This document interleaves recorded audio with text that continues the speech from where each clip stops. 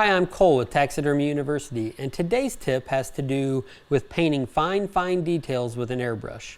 One of the most difficult things to do with an airbrush is to paint really fine pencil line or tiny spot detail. If you do very much fish work at all, you're going to have to do that a lot. Same way with birds. Mammals, you can get away with being a little less detailed, but when you start painting mouth cups, things like that, you're going to want to be able to get pretty detailed with it. So learning how to use your airbrush to accomplish that is an important thing to learn in taxidermy. So the first thing I would do, or the first thing I would suggest, would be to use a high quality airbrush. This is an Iwata HPB Plus. It's a mid-range brush. You can obviously get some far more expensive, but it is not cheap at the same time. I have found that this is a really good brush. I've had great luck with it. It's worked for me for a long time, and I would highly suggest it for anyone that does very much detail work at all.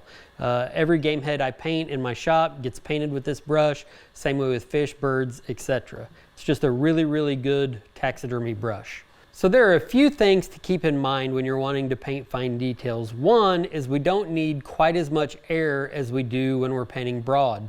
So when you're painting broad strokes, a lot of times you use 30 to 40 pounds, maybe even up to 50 pounds of air pressure. When I'm painting fine details, I will dial that back to 15, maybe even 10 pounds of air, and that will allow me to get a little smoother flow with my paint.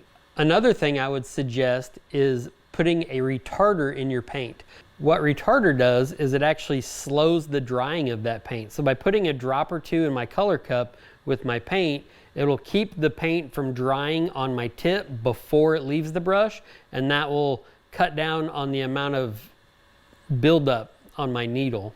The third, and probably what I feel is the most important aspect of painting fine detail, is to remove the cap off the brush and expose the needle.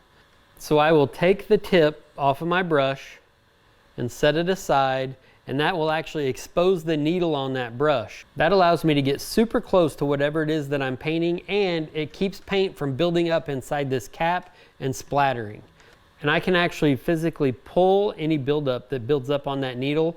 I can pull that off of there while I'm painting, and that'll allow me to just keep painting without worrying about buildup inside the cap causing a splatter.